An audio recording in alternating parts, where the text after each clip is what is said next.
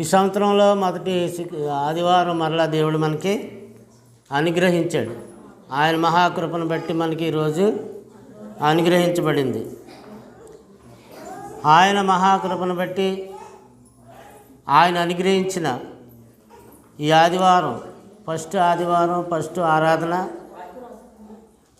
ఈ సంవత్సరంలోనికి ప్రవేశించిన మీదట తండ్రి మనకు అనుగ్రహించిన మహాకృపను బట్టి మనం అంతా ఆరాధించుకోవడానికి దేవుడి సన్నిధిలోనికి వచ్చిన్నాం. కాబట్టి ప్రియులారా, చదవబడిన వాక్యమును గలతీ పత్రికలో కొన్ని ప్రాముఖ్యమైన విషయములను ఈరోజు మనం ఆలోచించేద్దాం. అందరూ జాగ్రత్తగా విన్నట్లయితే త్వరగా నేను ముగించేస్తాను. ఎందుచేతంటే మళ్ళీ ఈ గిఫ్ట్లు పిల్లలందరికీ మంచి సింగర్స్కి గిఫ్ట్లు కార్యక్రమం ఉంది కనుక త్వరగా ముగించడానికి ప్రయత్నం చేస్తాను. మరి అందరూ జాగ్రత్తగా వినాలి, శ్రద్ధగా వినాలి, మరి ఆలోచన చేయాలి. మన తండ్రి అయిన దేవుని చిత్త ప్రకారము క్రీస్తు మనలను ప్రస్తుతపు దుష్టకాలములో నుండి విమోచించవలనని మన పాపముల నిమిత్తము తన్ను తాను అప్పగించుకొనెను అనే మాట చూస్తున్నాం. మన తండ్రి అయిన దేవుని చిత్త ప్రకారం, ఎవరి చిత్తమంట? తండ్రి చిత్త ప్రకారం క్రీస్తు మనలను దుష్టకాలము నుండి విడిపించడానికి లేదా దుష్ట యుగము నుండి విమోచింపవలెనని మన పాపముల నిమిత్తము తను తానే అప్పగించుకొనెను అని చెప్తున్నాడు. దేవునికి యుగ యుగములకు మహిమ కలుగునుగాక, ఆమేనని ఆ 2 వచనాలు మనం చూస్తున్నాం. ఈ దుష్టకాలము నుండి మనము తప్పించుకోవడం అనేది అతి ప్రాముఖ్యమైన విషయం. అది అందరికీ దొరికేది కాదు, అందరికీ అందుబాటులో లేదు. ఆ దేవుని మహాకృపను బట్టి మనకి అనుగ్రహించాడు. గత సంవత్సరం అంతా కాశీ కాపాడి నూతన సంవత్సరంలోనికి మనల్ని ప్రవేశపెట్టి దుష్టకాలమందు, ప్రస్తుత దుష్టకాలమందు అన్నాడు చూడండి. ప్రస్తుత దుష్టకాలం, ప్రస్తుతం ఇదంతా అప్పటికన్నా ఇప్పుడు ఇంకా భయంకరమైన దుష్టకాలంలో ఉన్నాం. అంటే దుష్టకాలం అంటే అర్థం ఏంటి? దుష్టుని యందు ఉంది కాలం, దుష్టుడి ఏలుబడిలో. దుష్టుడు అంటే సాతాను, అపవాది, వాడి యొక్క ఏలుబడిలో ఉన్న ఈ కాలం చాలా ప్రమాదకరమైనదని అర్థం. దుష్టకాలం అంటే దుష్టుడి యందు ఉందంటే అది చాలా ప్రమాదకరమైనటువంటి కాలం అని చెప్తున్నాడు. యోహాను మొదటి పత్రిక 5వ అధ్యాయము 19వ వచనం మనం చూసినప్పుడు అక్కడ ఈ లోకమంతయును దుష్టుని యందు ఉన్నది అని చెప్తున్నాడు. యోహాను మొదటి పత్రిక 5వ అధ్యాయము 19వ వచనం. మనము లోకమంతా కూడా ఎక్కడ ఉందంటండి? దుష్టుని సంబంధమై ఉన్నదట. ప్రియులారా, ఆలోచించేయండి. మనము దేవుని సంబంధులము, లోకమంతా కూడా దుష్టుని యందు ఉన్నదని ఎరుగుదుము అని చెప్పి అంటున్నాడు. అందుచేత ప్రతి ఒక్కరు కూడా మనం జ్ఞానం కలిగి దేవుని వాక్యానుసారంగా మనం నడుచుకున్న వలనని దేవుని యొక్క వాక్యం సెలవిస్తుంది. ప్రతి ఒక్కరూ ఈ మాటని అర్థం చేసుకోవాలని 18వ వచనం మనకు తెలియజేస్తాం. మనము దేవుని సంబంధులమయ్యను, లోకమంతా కూడా దుష్టుని యందు ఉన్నదని, అంటే దుష్టునిలో కొనసాగుతున్నది అది ఎరుగుదుమని వాళ్ళకి తెలిసింది, కానీ మనకి తెలియదు. చాలామందికి తెలియదు. వాళ్ళకి తెలిసింది ఎవరికి? అపోస్తలులకి తెలిసింది. పౌలు గారికి, యొక్క యోహాను గారికి, వీళ్ళందరికీ తెలుసు. లోకం దుష్టుని యందు ఉన్నది అని. ఇది దుష్టకాలంలో మనం ఉన్నామని అయితే చాలామందికి తెలియదు. కనుక మనం దేవుని సంబంధులము, లోక సంబంధులము కాదు. లోకమంతా కూడా దుష్టుని యందు ఉన్నది అని మనం గ్రహించుకొని మనం దుష్టకాలము నుంచి ఎలా తప్పించుకోవాలో బహు జాగ్రత్తగా ఆలోచన కలిగి ఉండాలి. ఆలోచన తప్పించుకోవడానికి మనం ఆలోచన అంటే దుష్టుడి చేతిలో పడకూడదు, సాతాను అపవాది చేతిలో పడకూడదు. ఈ లోకంలో ఉన్నటువంటి జీవితకాలంలో అపవాది చేతికి అప్పగించబడకుండా మనం జాగ్రత్తగా నడుచుకోవడానికి సాగిపోవాలని చెప్తున్నాడు. కీర్తనలో 17వ కీర్తన 4వ వచనంలో మనుషుల కార్యముల విషయమైతే బలాత్కారుల మార్గములను తప్పించుకొనుటకై నీ నోటి మాటను బట్టి నన్ను నేను కాపాడుకుని ఉన్నాను అంటున్నాడు. దేవుని మాటను బట్టి అంటే వాక్యాన్ని బట్టి, వాక్యమును బట్టి నన్ను నేను కాపాడుకొని ఉన్నాను అంటున్నాడు. ఈ బలాత్కారమైనటువంటి పరిస్థితుల్లో, విపత్కార పరిస్థితుల్లో మనుషుల కార్యముల విషయమైతే అన్నాడు. అందుకే బలాత్కారుల మార్గముల తప్పించుకొనుటకై నీ నోటి మాట అంటే ఎలా తప్పించుకుంటాం? ఈ దుష్టుల నుండి, దుర్మార్గుల నుండి, సాతాను నుంచి అంటే దేవుని వాక్యం నుంచి. అంటే దేవుడి వాక్యమే మనల్ని కాపాడుతుంది. దేవుడి వాక్యమే మనల్ని దుష్టుల నుంచి తప్పిస్తుంది, దుర్మార్గము నుంచి తప్పిస్తుంది, పాపము నుంచి మనలను తప్పిస్తుంది అనే విషయం ఈ కీర్తనకారుడు ఈ వచనంలో మాట్లాడండి. మరి అదే కీర్తన 18వ అధ్యాయం 23వ వచనంలో దోషక్రియలను నేను చేసి నొల్లకుంటిని, ఆయన దృష్టికి నేను యథార్థపరుడుని నీతిని అంటున్నాడు. ఏం చేయకుండా ఉన్నాడట అంటే సాతాను నుంచి తప్పించుకోవాలంటే, వాడి భార్య నుంచి బయటపడాలంటే దోషక్రియలు చేయకూడదు, పాపక్రియలు చేయకూడదు, దుష్టక్రియలు చేయకూడదు. కనుక దోషక్రియలు నేను చేయనొల్లకుంటిని, ఆయన దృష్టికి నేను యథార్థవంతుడినైతిని, యథార్థవంతుడినై ఉన్నాను అంటున్నాడు. యథార్థుడైనై ఉన్నాను అంటే ఏంటి? దేవుడి దృష్టికి యథార్థంగా ఉండాలి, దేవుడి దృష్టికి నీతిమంతుడిగా బ్రతకాలి అనే విషయం అక్కడ మనం గమనించుకోవచ్చు. కనుక దేవుని పిల్లరా ఆలోచన చేయండి. మనం ఈ యొక్క దుష్టుడైన అపవాది చేతిలో పడకుండా బహు జాగ్రత్తగా తప్పించుకోవాలి. ఈ సంవత్సరం ప్రభువు చెప్పిన మాట, రాత్రి చెప్పిన వాక్యం, అది ఎంతో హృదయానికి హత్తుకున్నటువంటి వాక్యం. అది ఏంటంటే యేసు తానే వారి దగ్గరికి వచ్చి వారితో నడిచాను. యేసు తానే వారి దగ్గరికి వచ్చి వారితో నడిచాను అనే మాట అండి, హృదయానికి హత్తుకునే మాట. నిజంగా ఆ మాట నాకు చాలా బాగా నచ్చింది. అదేంటండి, యేసు ప్రభువారు తానే వచ్చాడు దుర్మార్గుల దగ్గరికి, దుష్టుల దగ్గరికి, పాపుల దగ్గరికి ఆయనే వచ్చాడు. పరలోకాన్ని వీడి భూమి మీదకి వచ్చాడు. లోకాసు వార్త 24వ అధ్యాయం 15వ వచనంలో ఒక అద్భుతమైన మాట, ప్రభు తానే వచ్చాడు, వాళ్ళతో కూడా నడిచాడు. ఈ సంవత్సరం అంతా ప్రభు మనతో నడిస్తే, ప్రభుతో మనం నడిస్తే మనం చాలా ఎదుగుతాము, చాలా మంచి విషయాలు తెలుసుకోగలుగుతాం. మరి భవిష్యత్తు బాగుంటుంది మనకి, యవనస్తులు కానీ మనకు కానీ భవిష్యత్తు బాగుంటుందని ఆశిద్దాం, ప్రార్థిద్దాం. ఈ సంవత్సరం అంతా అందరికీ బాగోవాలి, ఆర్థికంగాను, ఆత్మీయంగాను, అవండి మానసికంగాను మనం అందరం ఎదగాలి, అభివృద్ధి చెందాలి. దుష్టుల నుండి తప్పించబడి దుర్మార్గపు క్రియలు పడకుండా, దోషక్రియలు మనం జరిగించకుండా ఆ దేవుళ్ళలో బలంగా నిలబడడానికి మనం ముందుకు సాగాలనేది ఆ దేవుడు వర్తమానం మనకి అక్కడ తెలియజేస్తుంది. జాగ్రత్తగా వినాలి. దుష్టశక్తి అంటే అది మామూలు శక్తి కాదు, చాలా భయంకరమైనది దుష్టశక్తి.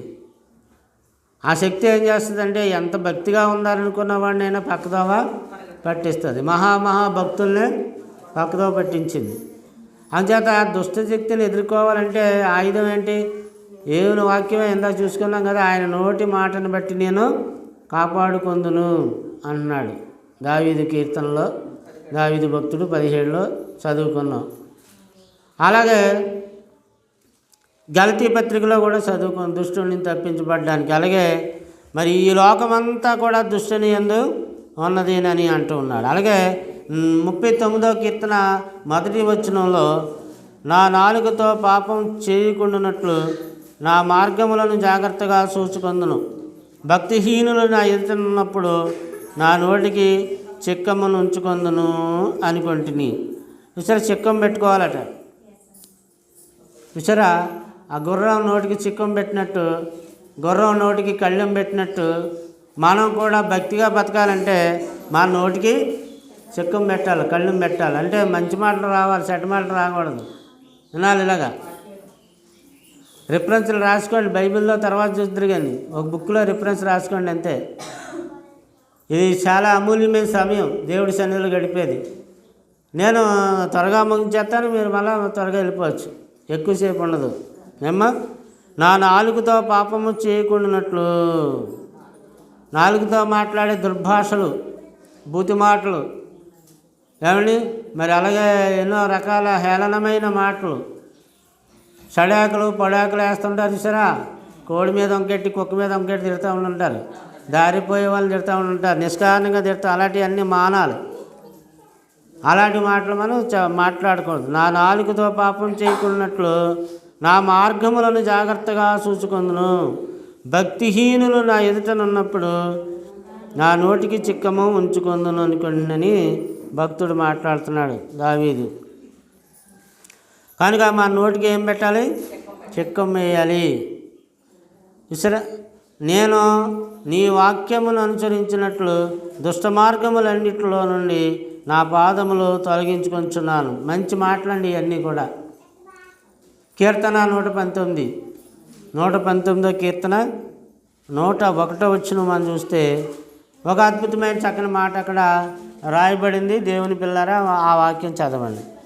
కీర్తన 119, 101వ వచనంలో, నేను నీ వాక్యమును అనుసరించినట్లు. దేన్ని అనుసరిస్తాడట? వాక్యాన్ని అనుసరిస్తాడట. నీ వాక్యమును అనుసరించినట్లు దుష్ట మార్గములన్నిటిలో నుండి నా పాదములు తొలగించుకొంచున్నాను. అంటే చెడ్డ మార్గంలోకి వెళ్లకుండా నువ్వు నిలబడాలి, కాపాడుకోవాలి. నీ పాదములు నేను త్వరపెట్టనీయకూడదు. దుష్ట మార్గంలో, దుర్మార్గంలో తాగుదాము రా అంటే నువ్వు పరుగులెత్తకూడదు. ఇందులు విలాసాలకి పరుగులెత్తకూడదు. పోకిరీ శాస్త్రులకు పరిగెత్తకూడదు. ఈ లోక సంబంధమైన పాపంలో పడ్డానికి నువ్వు పరుగులు తీయకూడదని దేవుడు చెప్తున్నట్టు చూడండి. కనుక నీ వాక్యాన్ని నేను అనుసరించినట్లుగా దుష్ట మార్గములన్నింటిలో నుండి నా పాదములు తొలగించుకొంచున్నాను. అంటే అందులో ఆ పాదం పడకుండా, చూడకుండా రోడ్డు మీద వెళ్తున్నప్పుడు పేడ ఉన్నదానికి పేడలో కాలేసాం అనుకోండి, అరే అనుకుని మనం అసహించుకొని ఏం చేస్తాం? నీళ్ళతో ఆ పేడ అంతా శుభ్రంగా కడిగేసుకుంటాం. మురికి అంటిందని చిరాకు పడతాం. అలాగే మరి పాపం అంటితే ఆనందపడాలా? పాపాన్ని అంటించుకోవడంలో చాలామంది ఆనందపడుతూ ఉంటారు, చాలామంది సంతోషపడతారు. అంటే త్రాగడంలోనూ, తినడంలోనూ, వ్యభిచారం చేయడంలో, ఏమని ఇంకా లోక సంబంధమైన పాపాలు చేయడంలో వాళ్ళు సంతోషపడుతూ ఉంటారు. అలాంటివి ఉండకూడదని దేవుడు ఈ వాక్యం ద్వారా మనకి ఈ సంవత్సరం తెలియజేస్తున్నాడు అన్నమాట.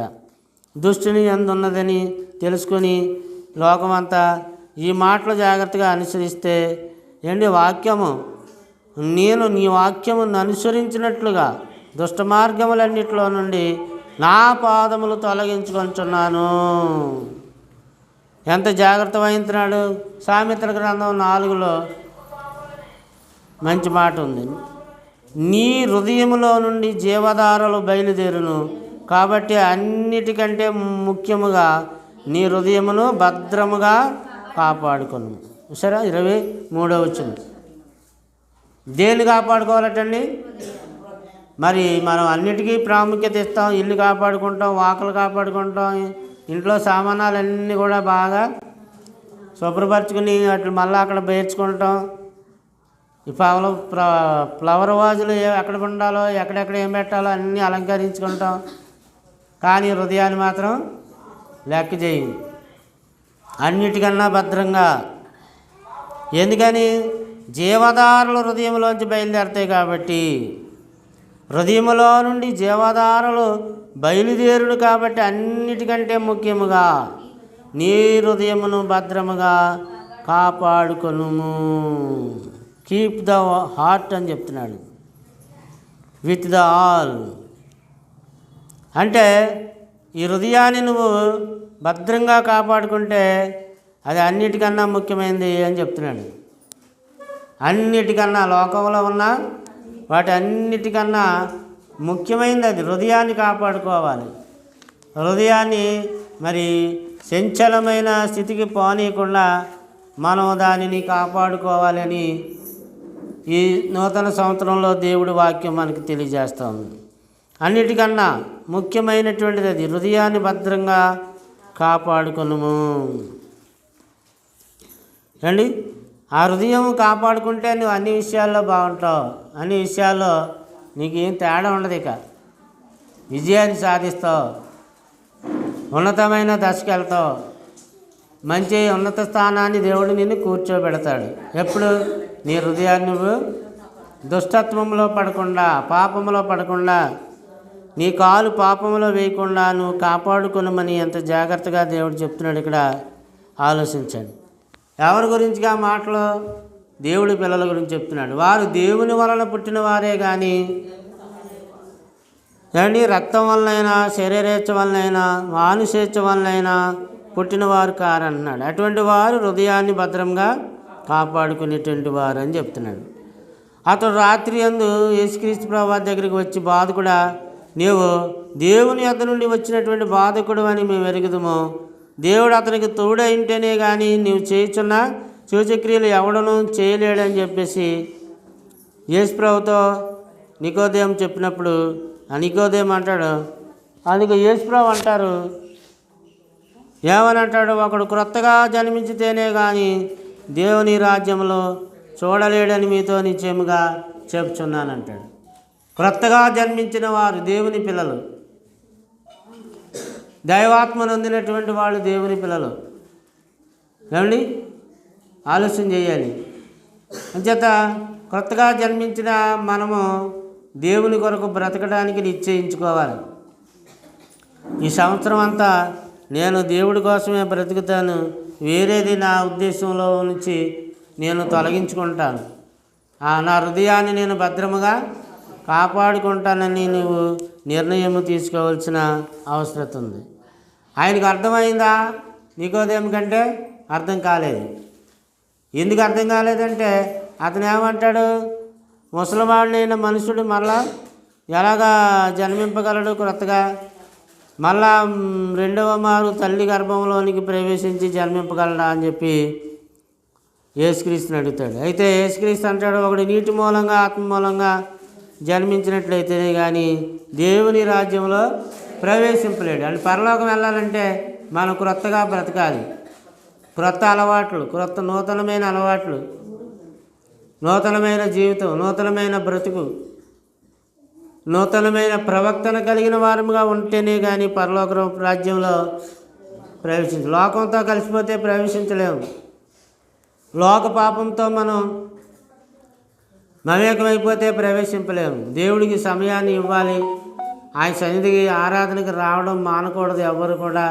ప్రతి ఆదివారం మన పిల్లలు చక్కగా పాటలు పాడుతున్నారు, దేవుడు మహిమపరుస్తున్నారు. యవనస్తులు ఆ యొక్క పాటలు పాడేటువంటి ఆ యవనస్తులకు మరి ప్రత్యేకంగా దేవుడు దీవించాలని చెప్పి వాళ్ళ కోసం ప్రార్థన చేస్తున్నాం. అలాగే తల్లిదండ్రులు పిల్లల్ని ప్రోత్సహించాలి, వాళ్ళు వాక్యాలు నేర్పి పిల్లలను దేవుడిని సన్నిధికి వాళ్ళు నడిపిస్తూ ఉండాలని చెప్పి దేవుడి వాక్యం తెలియజేస్తుంది. అలాగే మనం చూస్తే ఈ యొక్క ప్రస్తుత దుష్టకాలంలో నుంచి దేవుడు మనలను తప్పించడానికి ఏదైతే ఆయన నిర్ణయించుకున్నాడో ఆ నిర్ణయం చొప్పున మనకి జరిగినట్లు మనము కూడా దేవుడి సహవాసంలోను దేవుడి సన్నిధిలోను ఎడతెగక ఉండాలని దేవుని వాక్యం తెలియజేస్తుంది. అలాగే మరి గలతీ పత్రిక 2వ అధ్యాయం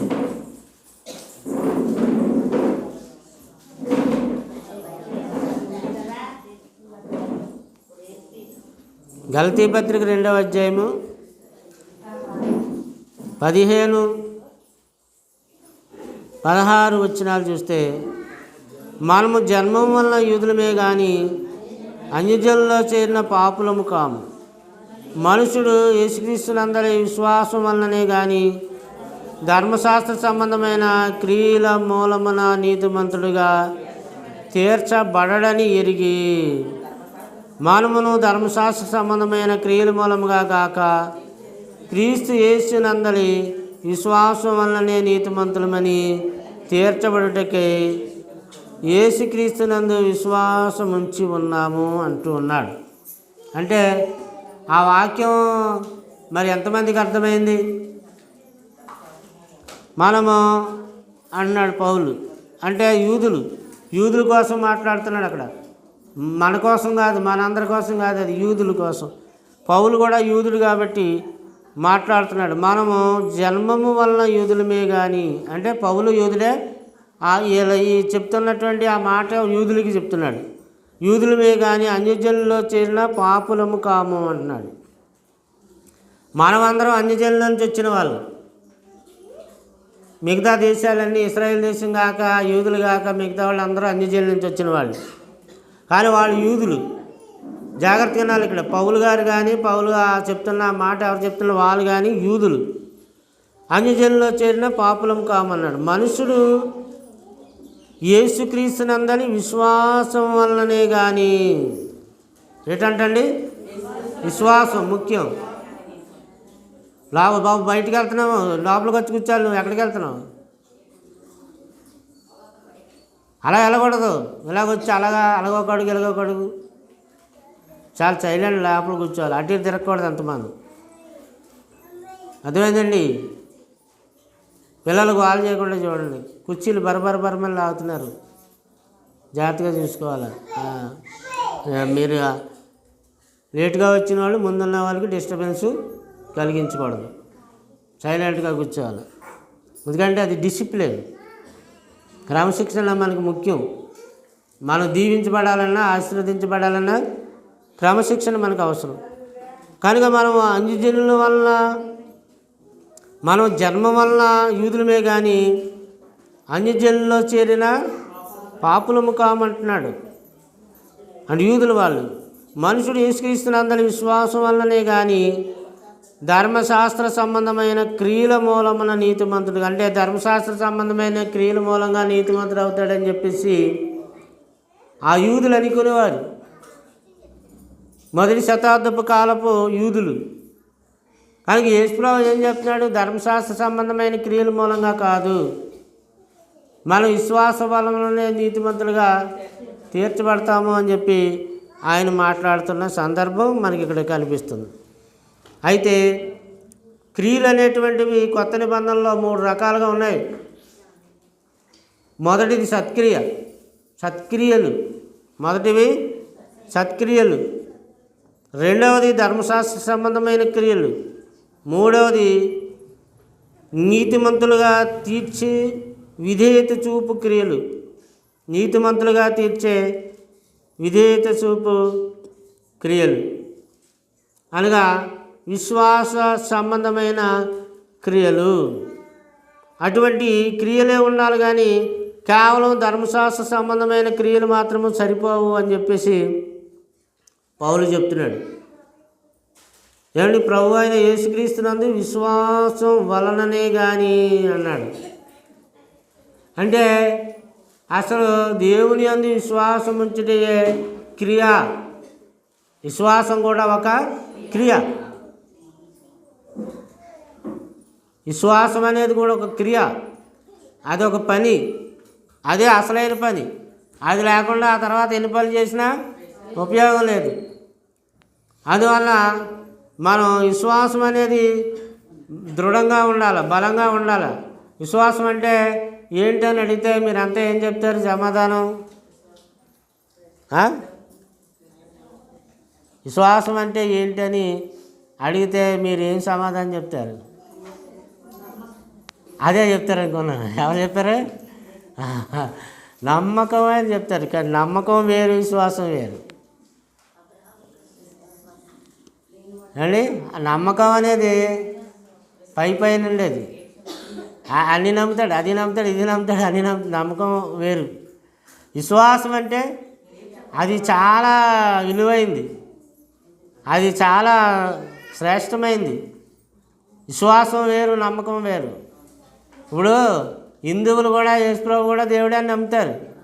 అలాగని వాళ్ళకి పరలోకం దొరుకుద్దా? దెయ్యాలు కూడా నమ్ముతాయి యేసుప్రభు కూడా దేవుడని, దెయ్యాలు కూడా నమ్ముతాయి. అలాగని వాటికి పరలోకం దొరుకుద్దా? అంటే నమ్మకానికి మించింది విశ్వాసం. సరే, అటువంటి విశ్వాసం అది ఒక క్రియ. యోహాను సువార్తలో 6వ అధ్యాయంలో చెప్తాడు, ప్రభు అయిన యేసుక్రీస్తునందు విశ్వాసం ఉంచుటయే ఒక క్రియ అని ఆ యోహాను సువార్త 6వ అధ్యాయంలో చెప్తాడు. కనుక క్రియ అనేది అవసరం, విశ్వాసం అనేది అవసరం. మళ్ళా క్రియలు లేని విశ్వాసం మృతమైంది అంటాడు. ఏమండి, క్రియలు లేని విశ్వాసం మృతమైంది అంటాడు. మళ్ళీ యాకోబు పత్రికలో 2వ అధ్యాయంలో చెప్తాడు, క్రియలు లేని విశ్వాసం మృతమైంది అంటాడు. అంటే అదన్నీ మనం ఇక్కడ జాగ్రత్తగా పరిశీలిస్తే మనం గమనించినట్లయితే, ఒకటి ధర్మశాస్త్ర సంబంధమైన క్రియలు, అవి రక్షణలోనికి నడిపించవు. ధర్మశాస్త్ర సంబంధమైన క్రియలు జరిగించినా అవి రక్షణలోనికి అతన్ని నడిపించవు. రెండవదిగా సత్క్రియలు జరిగించాలి. అటువంటి సత్క్రియలు జరిగించడం అంటే అంటే సత్యం, సత్యం అంటే వాక్యం, వాక్యానుసారమైన క్రియలు చేయాలి. ఏదో మళ్ళీ ఈ పనులు చేస్తున్నారు కదా అని ఏదో పనులు చేసిస్తే కుదరదండి, జాగ్రత్తగా వినాలా. అది దేవుడి పనే కదండి, ఇది దేవుడి పనే కదండి అంటూ ఉంటారు కొంతమంది అజ్ఞానులు. అజ్ఞానంగా మాట్లాడుతూ ఉంటారు.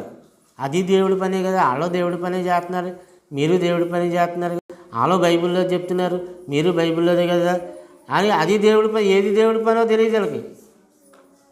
ఏంటి అలాగా దేవుడి పని అంటే మీకు ఒక ఎగ్జాంపుల్ చెప్తే మీకు అర్థమైపోద్ది.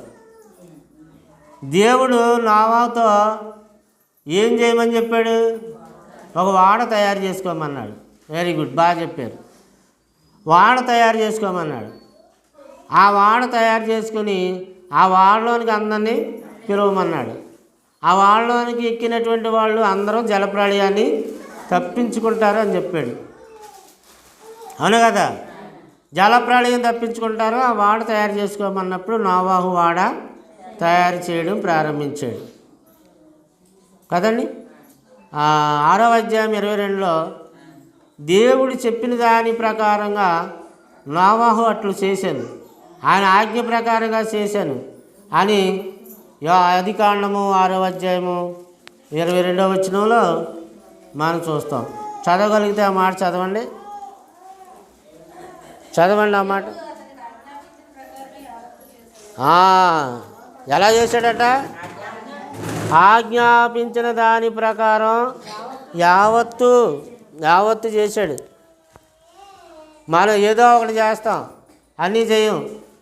కానీ దేవుడు తనకు ఆజ్ఞాపించిన ప్రకారం యావత్తు అంటే ప్రతిదీ కూడా ఒక్కటి కూడా వదలకుండా అన్నీ చేశాడు. ఏదో ఒకటి చేస్తే చాలదు. ఎందుకంటే యేసునందు విశ్వాసం ఉంచిన వాళ్ళు పిల్లరా బాగా ఆలోచన చేయండి. కేవలం ఏదో ఒకటి చేస్తే చాలు, అన్నీ చేయాలి. కనుక యావత్తు చేశాడు. ఆ వాళ్ళలోనికి అనేక మంది ప్రవేశించారా? వాళ్ళ కుటుంబమే ప్రవేశించారా? ఆ కుటుంబం మాత్రమే ప్రవేశించేది. నోవాహు భార్య, నోవాహు 3 కొడుకులు, 3 కోడళ్ళు, 80 వాళ్ళలోకి ప్రవేశించారు. మిగతా వాళ్ళందరికీ చెప్తూ వచ్చాడు. 120 సంవత్సరాలు చెప్పాడట, తక్కువ కాదు. 120 సంవత్సరాలు బోధింస్తే ఎవరు కూడా అంత వర్షం అనేది రాలేదు. ఆ జలప్రళయం ఎలాగ వస్తుంది? ఒకవేళ జలప్రళయం కనుక వచ్చినట్లయితే నీ బోడి వాళ్ళలోకి వచ్చే దుస్థితి మాకు లేదు, మేము కూడా వాళ్ళలో తయారు చేసుకుంటాం. మేము కూడా వాడ తయారు చేసుకోలేమా? మరి చూస్తున్నారు కదా, నోవాహు వాడ తయారు చేయడు. ఆ వాడ మేము తీసుకుంటాం, మాకు చేత కదా, నువ్వు చేసుకున్నట్టు మేము చేసుకోలేమా అని చెప్పి, సరే వాళ్ళు వాడ తయారు చేసుకున్నారు అనుకోండి. ఆ వాడలోనికి, నోవాహు వాడలోనికి వెళ్ళిన ఎనమండుగురు కన్నా ఈ వాళ్ళలోనికి ఇంకా ఎక్కువ మంది వెళ్ళారు అనుకోండి. వాళ్ళు తయారు చేసుకున్న వాళ్ళలోకి ఆ వాడ నీళ్ళలో తేలి, నీటి మీద తేలి వాళ్ళలో ఉన్నవాళ్ళు రక్షణ పొందుతారా? లేదు నోవాహు వాడలో ఉన్నవాళ్ళు మాత్రమే రక్షణ పొంది, నోవాహు కట్టిన వాడలోకి ప్రవేశించిన వాళ్ళు మాత్రమే రక్షణ పొందుతారా? ఎందుకని వాళ్ళు వాడ కట్టుకున్నారు, నీటి మీద ఏ వాడైనా తేలాల్సిందే కదా. ఏంటి మేస్తారు, నీటి మీద ఎవరి పడవైనా తేలుతుంది కదా. ఎవడో ఒకటి పడవే ఎందుకు తేలాలా? అందరి పడవలు నీటి మీద తేలుతాయి. అన్ని వాళ్ళు సముద్రం మీద నడుస్తున్నాయి, ఎవడో ఒక వాడే కాదు. అలాంటప్పుడు మిగతా వాళ్ళు వాడ కట్టుకుంటే ఆ వాళ్ళలోనికి ఒకవేళ ఎక్కువ మంది ఎక్కినా, నోవాహు వాళ్ళలో 8 మందే ఉన్నా ఆ వాళ్ళు నీటి మీద తేలవు, నీటిలో మునిగిపోతాయి. ఎందుకని చెప్పాలి?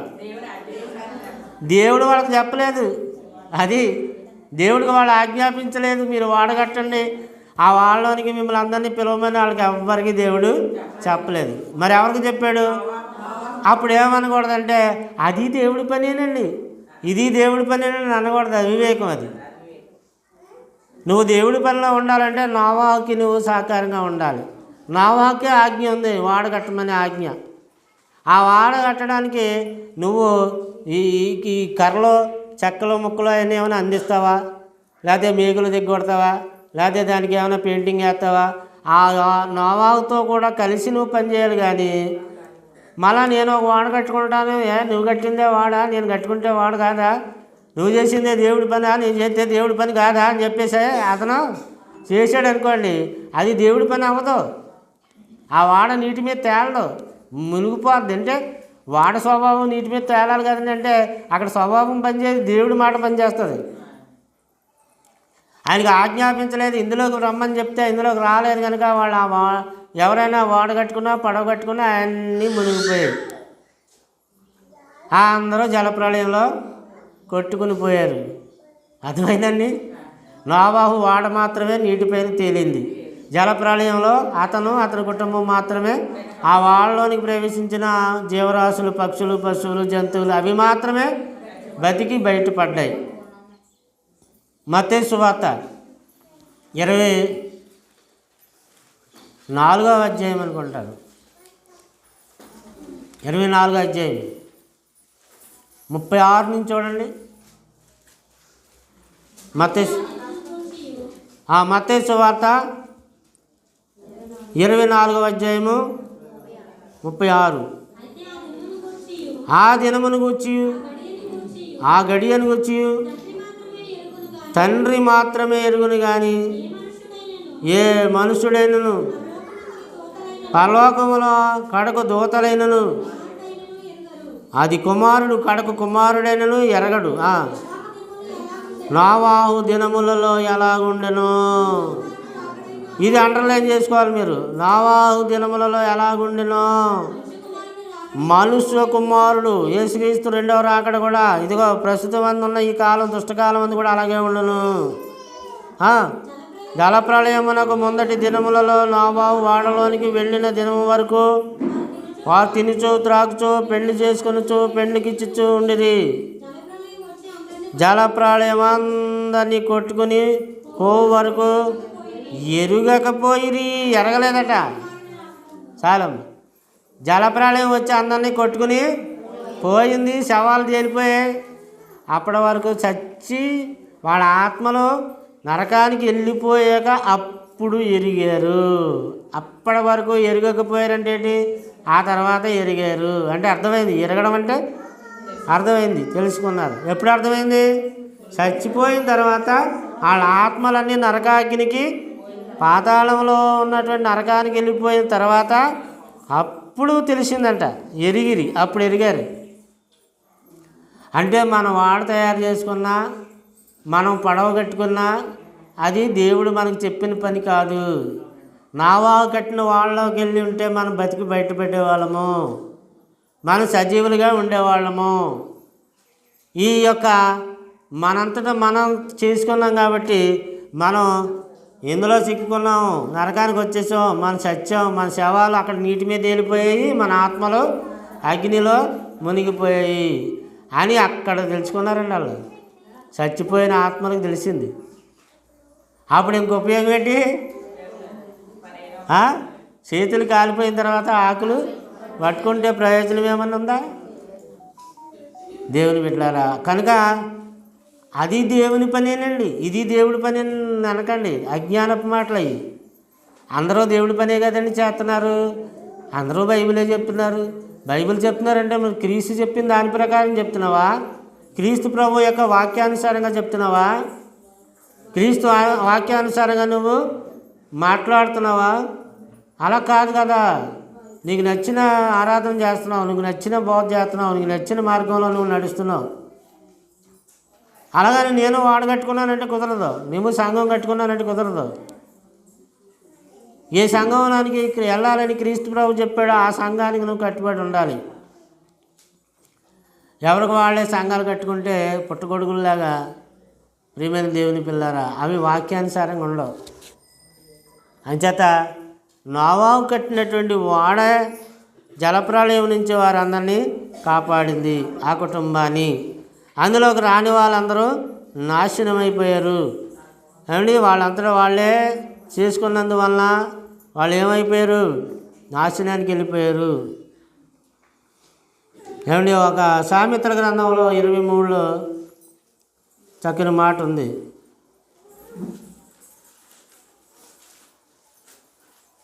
ముప్పై 35 వచ్చును. సామెతల గ్రంథం 23:35లో, నన్ను కొట్టినను నాకు నొప్పు కలగలేదు, నా మీద దెబ్బలు పడినను నాకు తెలియలేదు, నేనెప్పుడు నిద్ర మేలుకొందును, మరలా దాన్ని వెతకుదును అని. చూసిన మత్తులో ఉన్నవాడికి కొట్టినా దెబ్బలు నొప్పి తెలియలేదట. మత్తులో ఉన్నవాడికి ఏమీ తెలియదు, దెబ్బలు కొట్టినా కూడా తెలియదు. ఎందుకని? మత్తులో ఉన్నాడు. చూడండి, బ్రాంతి షాప్ దగ్గర తాగేసి రోడ్డు పక్కన పడిపోతాడు. ఆ రోడ్డు మీద ఎన్ని వాహనాలు వెళ్తున్నాడు, పక్కకు గంటేసి అలా వదిలేస్తారు. అక్కడ హాయిగా మత్తుగా నిద్రపోతాడండి. ఎందుకని? మత్తులో ఉన్నాడండి, మందు వేసేసి. ఇసరా అలాగ లోకం మత్తులో ఉంది.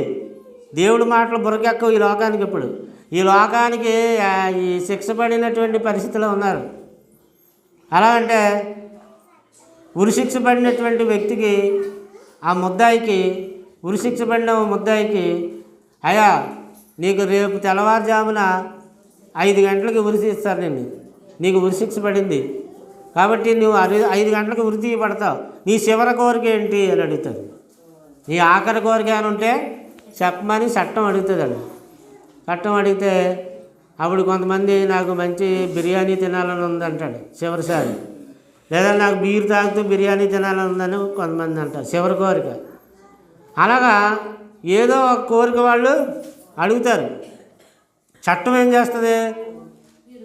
తీరుస్తుంది. అటువంటి కోరిక ఏది అడిగినా వాళ్ళు ఆ కోరిక తీరుస్తారు. ఎందుకంటే ఆఖరి కోరిక, చివరి కోరిక. తర్వాత మరుసటి రోజు వాడు ఉరి తీయబడతాడు. అలాగే ఈ లోకానికి దేవుడు చివరి కోరిక తీర్చాడు.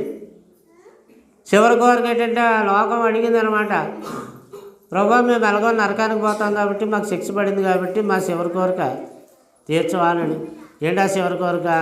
నీవు బతుకాలం అంతా తిని తాగి సంతోషించి సుఖించి నీ ఇష్టానుసారంగా నువ్వు బ్రతుకు, అదే నీ చివరి కోరిక. నువ్వు చనిపోయిన తర్వాత నీ ఆత్మ ఎక్కడికి వెళ్ళిపోద్ది? నరకాగ్నికి వెళ్ళిపోద్ది. కాబట్టి నీ చివరి కోరిక తీర్చేసుకో. అందుకే చాలామంది లోక సంబంధంగా బతికేస్తూ అదేదో గొప్ప అనుకుంటున్నారు. ఆ మత్తులో ఉండి అదేదో గొప్ప అనుకుంటున్నారు. దేవుడిని నమ్మిన వాళ్ళని ఎర్రవాళ్ళలా చూస్తారు, దేవుడి సన్నిధికి వెళ్ళే వాళ్ళని ఎర్రవాళ్ళుగా చూస్తారు.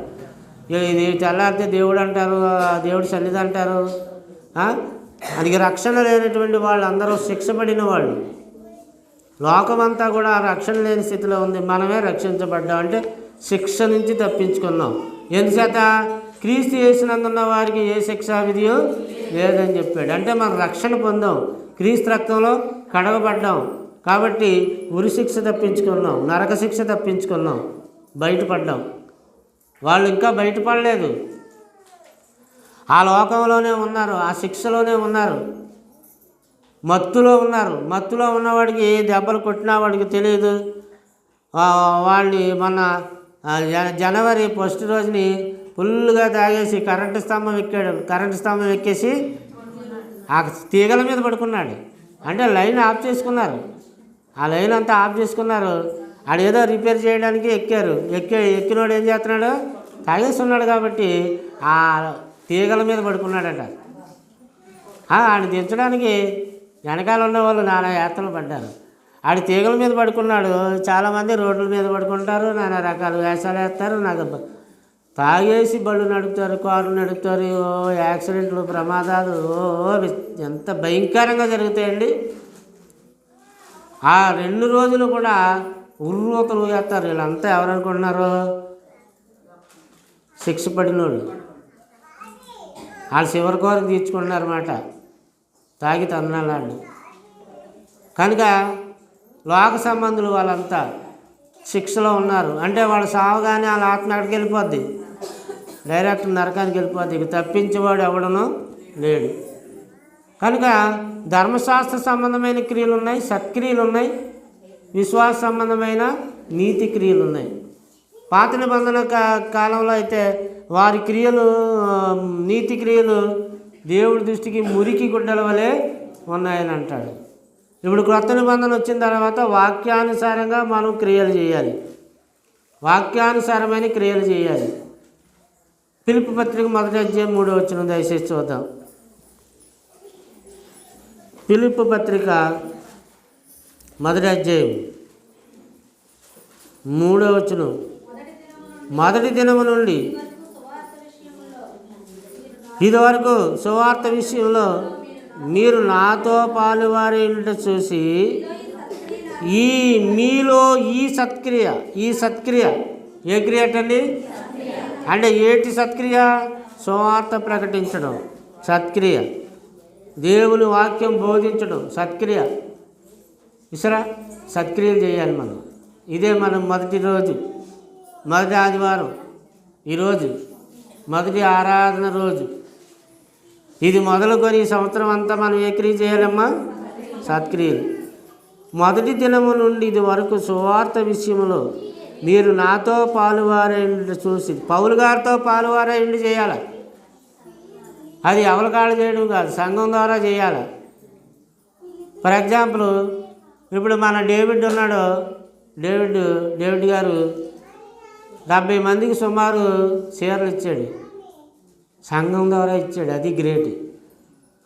అవే చీరలు పేటలో కూడా పంచిపెట్టవచ్చు, మార్కెట్లో కూడా పంచిపెట్టవచ్చు, రోడ్ల మీద కూడా పంచిపెట్టవచ్చు, బస్ స్టాండ్ల దగ్గర పంచిపెట్టవచ్చు, రైల్వే స్టేషన్ల దగ్గర కూడా పంచిపెట్టేయవచ్చు. సంఘం వెలుపటి కూడా అతను ఆ క్రియ చేయొచ్చు, ఎవడన్నా చేయొచ్చు. కాకినాడలో అలాగే చాలామంది చేశారట, పేపర్లో పడింది. వృద్ధులకి దుప్పట్లో పండ్లు, కాయలు, పళ్ళు, రొట్లు అలాంటివన్నీ ఇస్తూ ఉంటారు. హాస్పిటల్లో కూడా చేస్తూ ఉంటారు దానం ధర్మాలు. అలా బయట కూడా చేయొచ్చు, కానీ బయట చేయడం వల్ల ప్రయోజనం ఏమీ కనిపించదు. అది కేవలం అది మానవతా దృక్పథంలో పోతుంది. పుణ్యమే కాదంటలేదు, కానీ అది సంఘ పరిధిలోకి వచ్చినప్పుడు దేవుని దృష్టికి వెళ్తుంది. అది సంఘం ద్వారా చేస్తే ఎక్కడికి వెళ్తుందమ్మా? దేవుడి దృష్టిలో సత్క్రియలోకి వెళ్తుంది.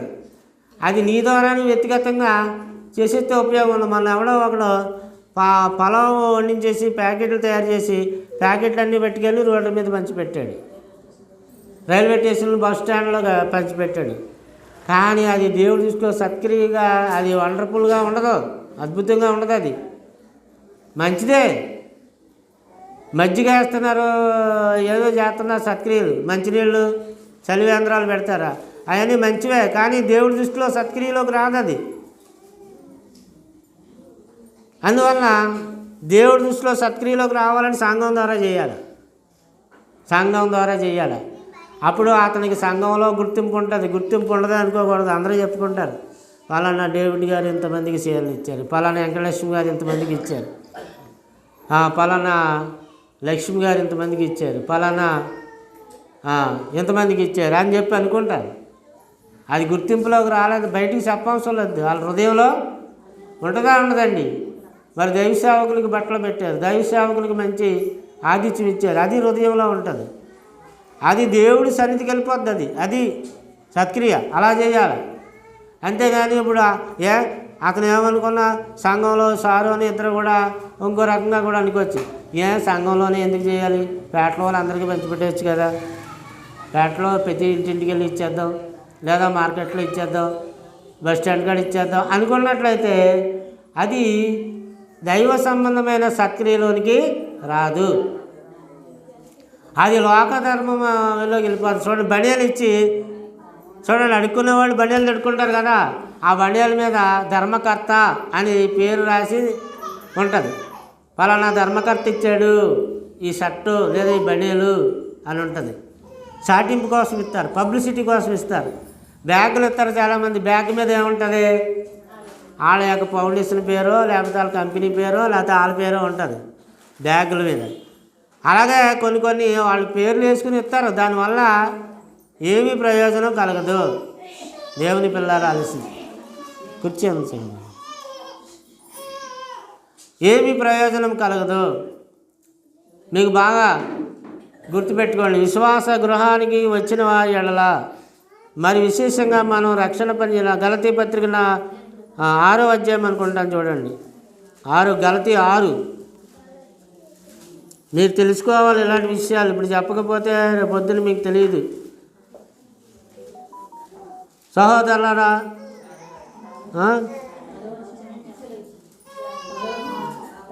ఏ విశ్వాస 10వ వచనం అంట చూడండి, గలతీన అదే వచ్చిన అదే 10వ వచనం చూడండి, గలతీ 6:10. మనము సమయము దొరికిన కొలది అందరి ఎడలను, అది విశేషంగా చెప్తున్నాడు. అందరి ఎడల అనేది మామూలు కామన్ పాయింట్, కానీ విశేషంగా విశ్వాస గృహం అంటే సంఘం. విశ్వాస గృహం అంటే సంఘం.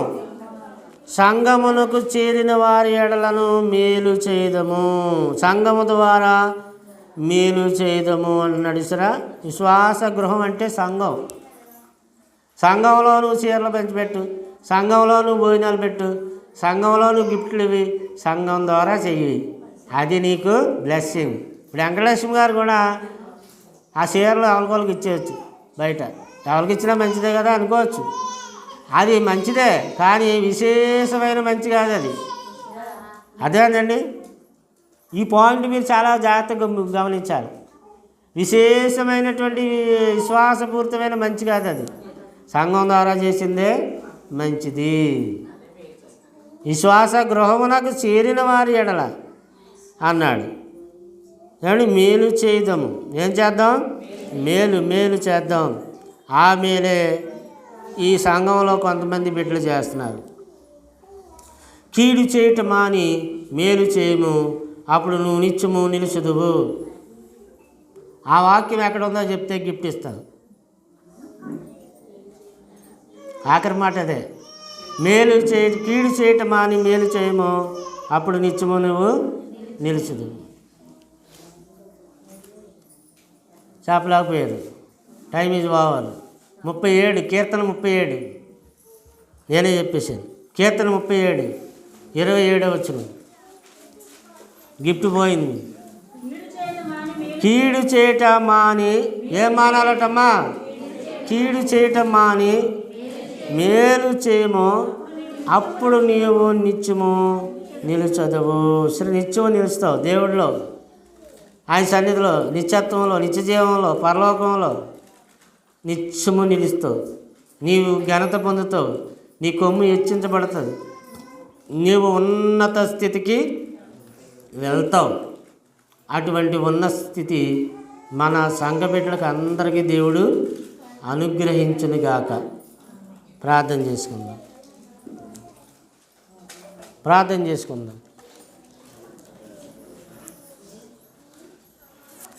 ఇది ఆపేస్తాను.